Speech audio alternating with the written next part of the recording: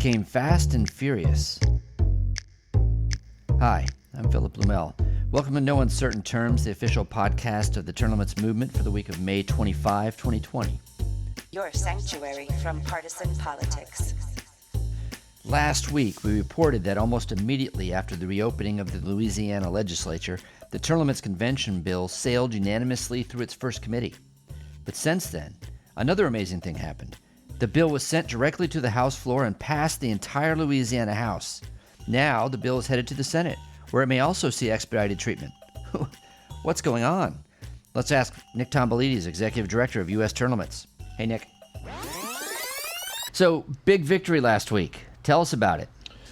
Huge victory. Huge. Sure is. Louisiana, break out the beignets and the etouffee. I hope I'm pronouncing that right. Because Louisiana is fixing to pass the Term Limits Convention, and last week we got halfway there. The Louisiana State House, they passed the Term Limits Convention in an overwhelming vote, 73-14. And it was a bipartisan vote. You had 48 out of 56 Republicans vote for it. You had 23 out of 29 Democrats vote for it. So around 80% of Democrats and Republicans voting for this, as well as a couple independents, passes by an overwhelming margin. And it now advances to the state Senate, where it will have a Government Affairs Committee hearing on Wednesday, May 27th, before hopefully moving to the Senate floor and passing the state completely. Boy, that is exciting, and that's been quick. We noted how fast it moved through the House. It shocked us. And now we're already got the committee assignment in the Senate. And, of course, it has to be fast because the session ends on, June 1st? Yes, the session adjourns June 1st, so we're fast-tracked. There's not a huge agenda for the Senate, so we believe this is going to get heard, but we can't take anything for granted. No, that's for sure. If people are in Louisiana, they want to help, they can go to our website, termlimits.com/LA Senate. You can get the updates, and you can get an opportunity to send a message to your senators. One thing that I wanted to ask you about is the importance of the pledges in achieving this. I know this is a state where we worked hard on getting pledges from candidates and from incumbent politicians in the state. We also did a lot of voter education in the last election cycle, where we made sure we went out and sent mailers to the voters, letting them know who signed the pledge and who hadn't. So the pledge was central to this success. Did the pledge signers pull through and vote for the bill in the House? Yes, absolutely. Every single pledge signer in the House voted for it, and we have quite a few. Great. We have a lot of pledge signers in Louisiana. I believe, based on the work that we did last year, around 1/3 of the entire Louisiana legislature, House and Senate, is pledge signers. So, yeah, it was great to see that they kept their word on the floor vote. Okay. This victory in the House seems like a proof of concept, call it, where we did all the groundwork, went according to plan, and then as soon as the legislature had an opportunity to, they gave us committee assignments, they had the votes, it went to the floor, and won. So let's duplicate this in the Senate. Now, what is it looking like in the Senate? What's the makeup of the Senate Government Affairs Committee that we're going to be at next? So just echoing what you said, it's been sort of an improbable rise for term limits. You have to remember that the Louisiana Capitol was closed, I think, for more than a month due to COVID-19. Right. So the fact that anything is being discussed right now is like a small miracle, let alone, the Term Limits Convention. But it is moving through. It has the Senate committee hearing, and the composition looks pretty good for us. I'll tell you why. It's because every committee in the legislature has a chair, someone who organizes, runs the meeting, and that person is typically the most influential, powerful member on the committee. In this case, the Senate Government Affairs Committee, the chair, Sharon Hewitt, is our lead sponsor. So not only is she an advocate for term limits, she's arguably the biggest advocate in the state Senate. The vice chair, a guy named Barry Milligan, he is a Republican who won by a narrow margin in 2019. He's a freshman.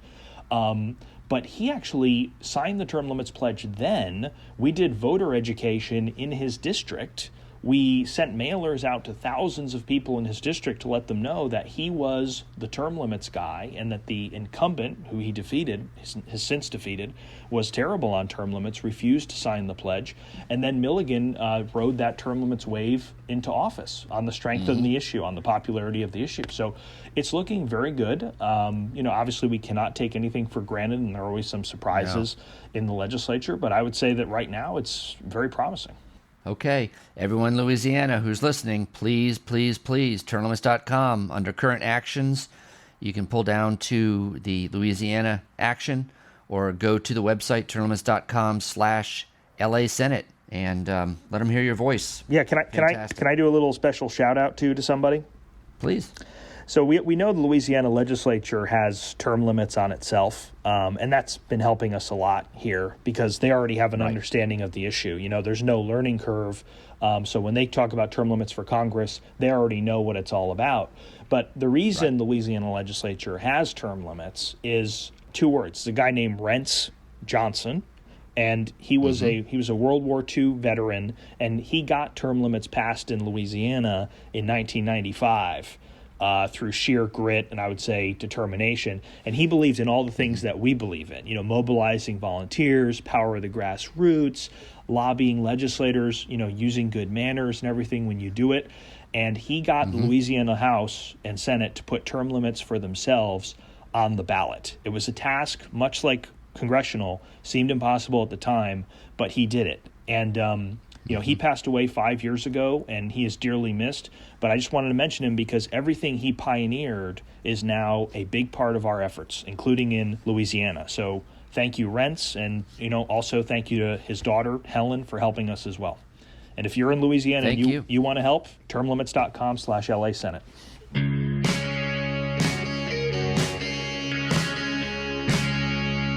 Hi, this is Ken Quinn with U.S. Term Limits. Take a guess when it was first suggested to have an Article 5 convention for term limits. You might be thinking maybe 1990s, back when term limits was very popular in America. We had 23 states passing laws, most of that at the ballot box, to put term limits on their members of Congress. 22 states also passed laws putting term limits on their state legislatures, and also the Contract with America was pushing term limits. But no, it wasn't the 1990s. So maybe earlier, like maybe the 1890s? Nope. It was even before the 1890s. How about the 1790s? Obviously, it couldn't have been any earlier than that, could it? Yes, it could. In fact, the very first time somebody suggested to have an Article 5 convention for term limits was 1 month after the U.S. Constitution was ratified. Now, this comes from a pamphlet written by Tench Coxe, a gentleman from Pennsylvania. He was also a delegate to the Annapolis Convention of 1786. And in his pamphlet called A Friend of Society and Liberty, dated July 23rd, 1788, he said this, quote, "You have been told also that after the new Constitution takes place, the officers under it may become perpetual. Now it is fully and absolutely secure that no representative, senator, president, or vice president can continue beyond a stipulated time. And if the people think that time too long, they can get their state legislatures to apply for its being shortened. If 9 legislatures out of 13 apply this year, or 10 years hence, there must be a convention called to consider the point," unquote. There you have it. Tench Coxe, the first person to suggest an Article 5 convention for term limits. The best part is what he said at the end of his letter. He said this, quote, "It must therefore be evident to every candid man that 2/3 of the states can always procure a general convention for the purpose of amending the Constitution, and that 3/4 of them can introduce those amendments into the Constitution, although the President, Senate, and Federal House of Representatives should be unanimously opposed to each and all of them," unquote. Well, there you have it. That is a perfect description of what U.S. term limits is trying to do. We are advancing the cause that Tench Coxe began in 1788 to have the states propose a term limits amendment for Congress without their consent or approval. Join the term limits revolution. Go to termlimits.com and get involved today.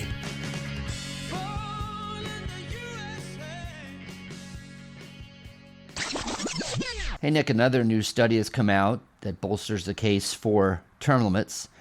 This one looks at the representation of women in the Philippines, which is a country that has term limits on their legislature and also on mayors and actually a lot of different positions throughout the country. And this is a country that had a very low representation for women, way lower than the global average, which itself is pretty low. I mean, in 2019, about 24% of national legislators around the world are women. And of course, they make up about half the population. And this study was done by some researchers at the University of Oxford and at NYU. And they found that in the aftermath of the fall of Fernando Marcos's autocratic regime in the mid-'80s, about 9% of women were elected to the Senate and House of Representatives. A similar, almost exact amount, 9% of municipalities had a female mayor. And that climbed to 21% by 2010 because of a change made in their 1987 Constitution, which put in term limits. Now, this brings to mind a study that we've been talking about on our podcast for some time. Yeah. Well, first of all, I didn't know the Philippines had term limits across the board. I would have assumed executive term limits, but you're saying that it actually applies to many different offices, local mayors and legislators and such. Mm-hmm. Yeah, so a couple years ago, Samantha Petty, professor at Massachusetts College of Liberal Arts and Sciences, actually looked at the rate of emergence of female candidates for state legislators within the United States. And what she found that the presence or lack of term limits on a state legislature made a very significant difference in determining how many female candidates run. She actually found that the rate of the emergence of female candidates was 33% higher in states with term limits than in states without it. So, wow. If you are someone who wants to see a more representative government that looks more like society, including, the inclusion of more women, then term limits is one way that you get there. And it's interesting to see that they're finding the same result in the Philippines. That makes 2 papers released in as many years showing that term limits create more opportunities for women in elected office. And it's clear why that would be the case. If you have an entrenched incumbency that isn't rolling over, and yet you have in society the mores changing, the beliefs changing, and there's more role for women in more and more occupations, well, why would that show up in the legislature if the membership of the legislature wasn't allowed to change, right? So having open seats, forced open seats where the incumbent had to leave, provided the opportunity for women to run. And some people have asked, why do term limits specifically help women? I think the answer was given in the last paper on this. It's very simple. Women are less likely than men to want to be career politicians. They don't want to do it. The data show us that men as a group prefer a much more linear career path. Let's say man wants to be an executive at GE for 30 years, stick with that, or a congressman for 30 years.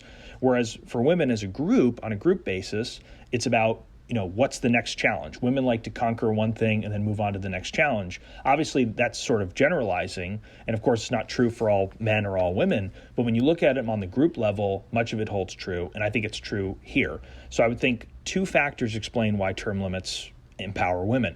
The first is that women are less linear in their career choices. The second, though, is that for a long time in politics, women were discriminated against. Women were viewed as support for powerful men in politics, like your Joe Bidens and your Ted Kennedys of the world, instead of holding the power themselves. They were just viewed as support. And it's awfully hard to catch up when the same senators, the same members of that boys' club are still running the show today because we have no term limits. Hundreds of thousands of people with bright ideas who could have made a difference, regardless of gender, they're all denied opportunities by the system that we have, by the status quo.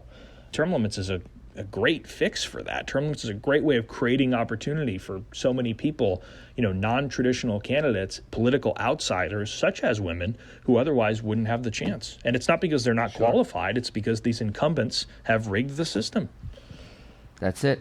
And of course, although they're not covered in either of these 2 studies we're discussing, that the same principle applies to issues of race and also of age. Just the fact that young people are denied a chance to get involved in the system. Career politicians, they love capitalizing on the energy of young people. Like I said, they want them just close enough to the political process to help their campaigns, but never so close that they can take their jobs. Right. And Right. I just also want to make a comment quickly, and this is sort of related to this. This is about the appearance that I had in front of Congress maybe about a year ago now. My comments there, they were very well received by most people. However, there was one line that a few people thought was controversial, and that was when I described Congress as disproportionately old, rich, white, and male. People thought I was saying there's something wrong with white males. Not at all. I am a white male. But my point was that the House of Representatives is supposed to be representative. That it's supposed to look like America. You know, John Adams said a legislature is the portrait of the people, but in miniature. He said it should think like them, look like them, act, reason like them. And I think part of that means you have diversity. I don't mean forced diversity, like you must have this number of women or African Americans or whatever, but allowing the people to choose their government through fair elections. And that would definitely change the way Congress looks, because it would open up opportunities for people who didn't have a chance before. Thanks for joining us for another episode of No Uncertain Terms. We've been reporting on how U.S. Term Limits has redirected its efforts during this period of shutdown to collecting pledges from legislators in preparation for next year's legislative sessions, in which we'll once again be in the nation's capitals pushing term limits convention bills. So are you on Facebook? Because if so, you can help. Every candidate for the state legislature in the USA has received a copy of the U.S. Term Limits Pledge and is being called and emailed by U.S. Term Limits staffers and volunteers to sign and return that pledge. That pledge says that, yes, I'll support the Term Limits Convention bill. Please help us apply public pressure to get them to sign. Go to termlimits.com/getpledgesonFB. There, you will find instructions on how to determine who your state legislators are, who is opposing them in the primaries and then later the general elections. And then for each candidate, you'll see a link for their Facebook campaign page. They all have one. Go to their Facebook page and post a short comment and question. Something like, we need competitive elections and better representation. Do you support term limits for the U.S. Congress? And if they answer back yes, send them the link to pledge and ask them to sign. The pledge, the links, the instructions, everything can be found at termlimits.com/getpledgesonFB. Thanks. We'll be back next week. The revolution isn't being televised. Fortunately, you have the No Uncertain Terms podcast.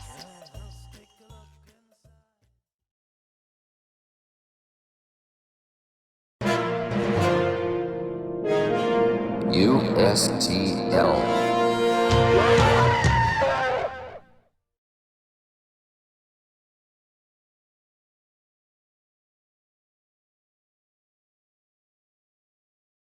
Hey Phil, what do you think about sending COVID masks to all of our good guy congressmen that say term limit Congress? So then they start taking pictures of themselves wearing them and putting them on Instagram and stuff like that.